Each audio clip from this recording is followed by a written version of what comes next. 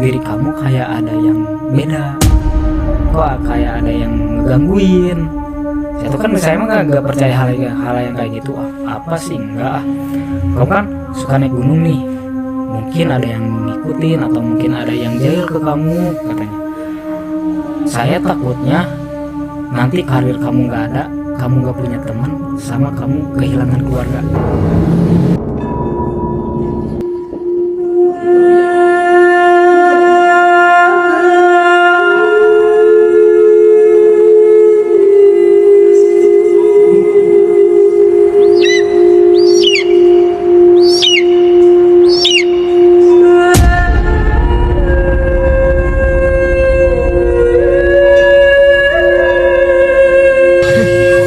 Oke guys, kembali lagi di Fun Channel. Kali ini mau menceritakan tentang Apalagi anjing, lu mau nanya apa lagi tentang gue? enggak kan? Kamu kan yang banyak itu apa ya namanya pengalaman gitu, pengalaman Terus aja kuip. ngorek informasi. Pengalaman kuipmu kan banyak. Kayaknya muka aing, muka horor. Pengalaman kuip Pulang gue apa? apalagi? Kamu kan katanya pernah tuh yang apa ya? Apa yo? Ikutin kakek-kakek, diikutin kakek-kakek. Kayak ditempelin itu. Oh, yang Cerita dari awal nih. dari awal ya. Tahu kakek-kakek. Apa ya? Gimana ya ceritanya? Sebenarnya kayak ditempelin semacam sejenis dan seonggok makhluk goib yang nggak tahu itu namanya apa, cuman kata yang ngerukiah itu kakek-kakek Dari siapa? sosok kakek-kakek sama satu perempuan. Cerita dari awal. Nah, cerita dari awal mungkin paling awal banget tuh dari kelas 1 SMK. Kelas 1 SMK. SMK. Saya udah mulai naik gunung sama teman sekelas. Itu pertama kali naik gunung, dan naik gunungnya itu beda dari yang lain. Jadi kayak apa ya? Kita tuh malah bikin jalan sendiri. Udah ada jalan tapi bikin jalan sendiri. Punya terobos itu. Ya, terobos itu sama. Ada berapa orang ya? Pertama itu orang 1, 2, 3, 4, 5, 6, 7, 8 orang. 8 orang. Itu teman-teman saya sendiri sama kakaknya teman saya. Kakaknya teman saya. Nah, singkat cerita, oke lah, udah di situ nggak ada kejadian aneh, nggak ada kejadian apa. Pulang dengan selamat. Nah, seiring berjalannya waktu, saya tuh sering ngerasain bukan ngerasain hal-hal yang aneh, tapi lebih ke sifatnya itu. Tahu kan kalau kakek-kakek? Iya, kakek-kakek Itu sifatnya gimana? Kekanak-kanakan kan? Kayak gampang ngambek. Iya. Terus gampang emosian lah ya, pokoknya emosinya yang berubah-ubah, nggak stabil. Dan itu tuh berjalan selama kurang lebih 1, 2, 3, 4 tahunan lah. 4 tahun. 4 tahunnya ngerasanya. Cuman awal-awal tuh nggak ngerasa bahwa itu tuh ketempelan apa gimana lah. Biasa aja ngejalanin keseharian sehari-hari gitu. Nah, pas terakhir kerasa banget tuh tahun 2019 lah. Nah, kerasa banget, temen ngomong kok aneh sifatnya. Pokoknya anehnya sifat saya itu kayak misalkan ngobrol gini biasa ngobrol, 2 menit kemudian orang berubah gitu. bisa ngambek, misalkan ke Bang Ivan ya. Kayak gitu. Ngambeknya tuh nggak ngambek marah-marah, cuman diem gitu. Diem. Saya sebel gitu sama dia. Ya, sebel, udah ngambek aja, nggak tahu itu dan kayak orang-orang tuh nggak ngelakuin kesalahan apa-apa, tapi kayak langsung marah. Oh, mungkin karena efek kakek itu ya. Mungkin Nah itu tuh belum punya jawaban ya, dari situ tuh masih nyari jawaban kenapa ini kenapa. Nah orang apa sih, saya mikirnya oh ini cuman penyakit biasa aja, kayak saya tuh browsing di Google ya, kayak self apa sih,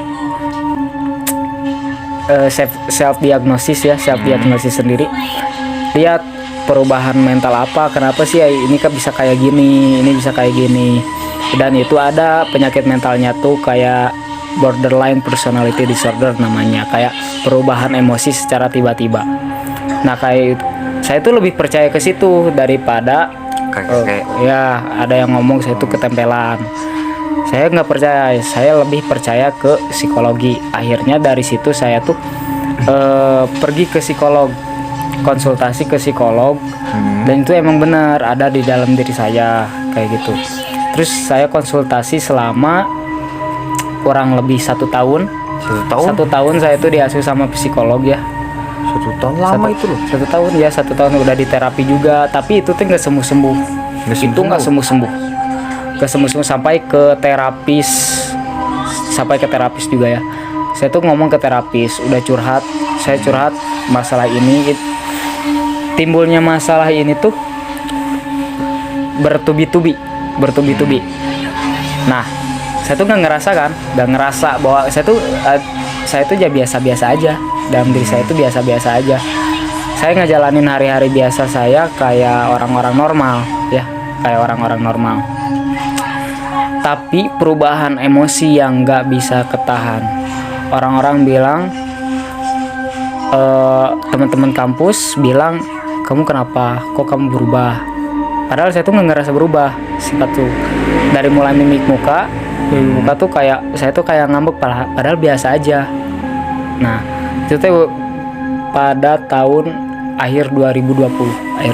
Mungkin karena itu efek itu kali, kamu kan habis ke gunung itu kakeknya nempel. Iya, itu teh udah beberapa kali konsultasi. Nah, setiap yang bisa dirasain tuh setiap pergi ke tempat yang sunyi, sepi, pasti itu kejadian. Kayak misalkan sosok nongol kakek-kakek itu. Enggak nongol, cuman sifatnya yang langsung berubah. Kayak misalkan dari rumah berangkat tuh biasa aja, have fun, biasa sama teman-teman ngobrol. Tapi pas udah ke tempat itu langsung berubah gitu. Mood saya itu langsung berubah. Langsung orang-orang sebagian teman saya udah ngerti. Oh dia kayak gitu, udah diemin aja. Saya juga udah sering bilang kalau misalkan saya udah kelihatan ngambek, udah diemin aja, jangan anggap saya ada, diemin, udah jangan ngajak ngobrol, jangan ditanya kamu kenapa. Sering ada kayak gitu, kamu kenapa, saya lebih kalau misalkan ditanya kayak gitu malah lebih marah. Malah lebih marah. Mungkin itu sosok kakek itu ya. Mungkin karena saya kan tempat baru. Mungkin ada suatu penunggu yang nggak suka ya, ada yang ikut ke saya gitu. Mungkin saya tuh masih nggak mencari-cari jawaban. Beberapa bulan dari situ berjalan itu kayak benar-benar masa-masa sulit tuh, kayak teman-teman tuh ngehindar karena mungkin capek ngadepin sifat saya. Saya udah beberapa kali bilang, saya udah beberapa kali ngejelasin bahwa sifat saya itu kayak emang kayak gini. Saya nggak bisa ngontrol emosi nih, Terus sampai yang lebih parah, parah banget lah, parah banget. Ngerencanain naik gunung biasa aja. Rencana berjalan mulus, terus ngobrol sama teman-teman. Nah, pas udah ketemuan di titik yang ditentukan, mood saya langsung berubah lagi. Dari pertama ketemu sama teman-teman sampai pulang lagi, saya nggak ngomong, nggak minum, nggak makan. Di perjalanan ditanya sama teman, kenapa nggak dijawab. Nah, terkuaklah dari bukan seminggu. Ya, enggak. Dari situ saya cerita lagi ke teman saya. Saya udah nggak kuat punya sifat kayak gini. setiap teman yang bilang ngajakin nih, Jak ayo dirukiah aja, saya tuh suka nolak. Kayak misalkan kayak gini nih, Jak udah dirukiah aja, kayak kata temen teh, apa saya mah nggak apa-apa, biasa aja nggak ada yang nempel di diri saya gitu, nggak ada yang Tapi ngikutin. kamu sempet mau nggak diruqyah gitu? Nah ini yang aneh, misalkan Bang Evan nih minta saya dirukiah sekarang, oke besoknya dirukiah, saya udah setuju nih, udah setuju. Pas besoknya udah mau berangkat saya nolak, saya mah nggak apa-apa, saya mah biasa aja, saya mah nggak hidup saya tenang-tenang aja kayak gitu. Itu teh nolak. Setiap orang yang nyaranin saya dirukiah kayak gitu. Itu yang ngomong itu pasti itu yang Nggak nempel tahu itu. ya, mungkin ya. Nah Dalam terus keadaan nggak sadar mungkin kamu itu ngomong. ada ini kejadian nyata banget. Setahun yang lalu rekan kerja saya tuh bilang, dia tuh bisa dibilang bisa ngelihat yang kayak gitulah, hal-hal yang kayak gitu. Dia tuh bilang ke saya, Jang, saya tuh lihat ke diri kamu kayak ada yang beda, kok kayak ada yang ngegangguin. Saya mah nggak percaya hal yang kayak gitu. Apa sih, enggak. Kamu kan suka naik gunung nih, mungkin ada yang ngikutin atau mungkin ada yang jahil ke kamu, katanya. Saya takutnya nanti karir kamu nggak ada, kamu nggak punya teman, sama kamu kehilangan keluarga. Udah bisa itu tuh nggak dipikirin sama sekali. Udah setahun berjalan itu tuh kejadian. 1 bulan berturut-turut, 1 minggu pertama temen nggak ada. Temen tuh pada ngejauhin, mungkin bukan ngejauhin lah, kayak mungkin sayanya sendiri yang salah, kayak overthinking ke temen kalau temen itu marah ke saya, padahal enggak. Jadi sayanya yang ngejauhin, alhasil nggak punya temen. Terus temen tuh bukan mau ngejauhin tapi ragu ngedeketin ke saya, soalnya lihat ekspresi saya tuh beda kayak yang marah, padahal enggak. Terus kayak karir hilang. Emang selama 1 bulan itu saya tuh nggak ada kerjaan, nggak ada gimana, diem aja di rumah. Itu tuh bener-bener struggle, bener-bener problem buat saya tuh. Terus sampai akhirnya teman saya mungkin kayak udah tahu kalau misalkan diajak dirukiah tuh nggak mau ini anak, kalau misalkan diajak dirukiah langsung. Sampai teman saya tuh ngejebak kamu gitu. Pertama sebelum ngejebak, teman saya tuh bila ngebawa dulu saya ke orang, kayak kalau misalkan kasarnya dibilang dukun ya. Nah cerita di dukun kayak gini, terkuaknya kalau misalkan yang ngikutin saya itu kakek-kakek. Saya datang, dia ditanya mau ngapain, kata gitu.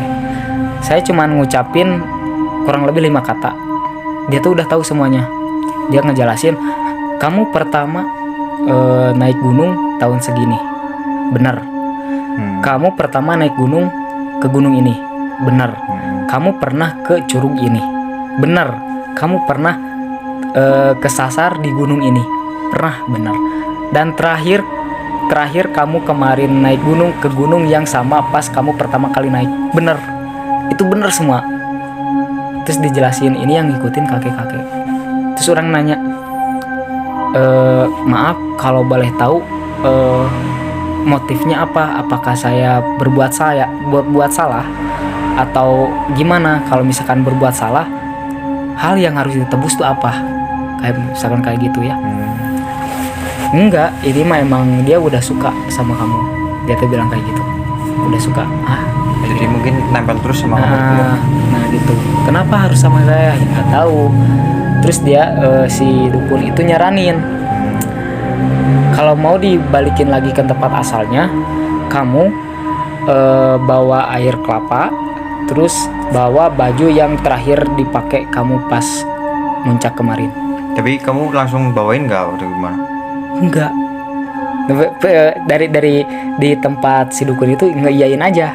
Siap. Iya, gitu. Iya siap besok saya akan berangkat lagi, tapi kata si dukun itu harus di tempat aliran air, air gitu. Bukan air, gak harus air terus nih, pokoknya mah ada aliran air alami gitu.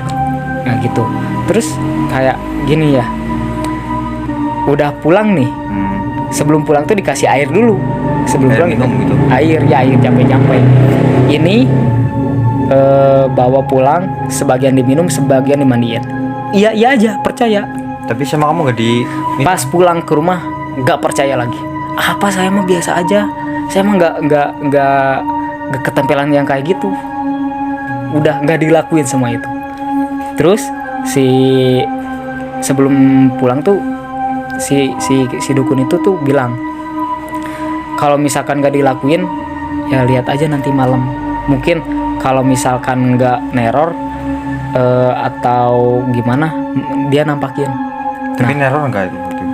Enggak, cuman pas saya tuh setiap kata-kata yang dia ucap itu dilanggar. Kamu jangan dulu keluar, jangan dulu Tapi kamu keluar gitu. Saya keluar ke teman saya. Nah pas di jalan saya tuh lihat kakek-kakek, tapi setelan biasa kakek-kakek aja.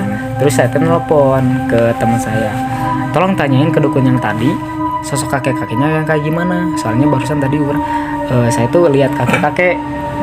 Wah, udah jalan itulah pokoknya struggle banget sampai saya tuh langsung percaya banget tuh ya dikasih kalung ini sama terapis. Kasih kalung ini, kalau misalkan kamu jam 11 atau jam 12 kamu ngerasa sebelah sini panas, berarti emang bener ada yang nempel sama diri kamu. Nah dia tuh bilang paling 3 hari udah hilang. Ini mah enggak 3 hari, seminggu kerasanya. Terus ngerasa cemasnya tuh kayak bener-bener takut ibaratin Bang Evan membuat kesalahan kriminal lah, ngebunuh orang. Takut cemasnya kayak gimana. Kayak gitu. Nah sampai akhirnya teman saya juga udah capek ngedengerin curhatan saya, ngejebak saya gini, Jak antar yuk ke sini. Dia tuh bilang oke siap aja. Menurut dia tuh nggak bilang mau ngerukiah. Pas udah di rumahnya saya tuh disuruh pakai sarung, suruh pakai baju koko, pakai peci. Mau kemana ini? Ya mau sholat isya dulu lah, kata dia teh. Mau ke masjid. Siap, nurut. Gak taunya si masjid itu deket rumahnya yang mau ngerukiah. Nah singkat cerita, udah ke sana. Dia tuh gurunya teman saya ya, guru ngajinya teman saya. Diceritain lah sama saya. Dia tuh nanya, ini teh rojak ya bukan? Benar. Oh ini tadi juga Akang ya bilangnya Akang juga lihat tadi yang ngikutin kakek-kakek, kirain teh yang bukan yang ngikutin rojak. Gak kaget kan di sana? Kaget. Saya tuh di rukiahnya bukan yang dia ngerasukin ke saya, enggak. Jadi ngerukiahnya ibaratin saya tuh di dalam nih di sini. Terus yang si hantu itu di luar, dia tuh nggak bisa masuk. Kata si Akangnya itu nggak akan ada yang bisa masuk, soalnya ada apa sih di sini. Dia halang-halangin gitu kan. Nah dia tuh ngobrol sama si hantunya sama yang ngikutinnya. Ngobrol, nanyain kenapa ngikutin anak ini. Nggak tahu, suka aja katanya tuh. Suka aja.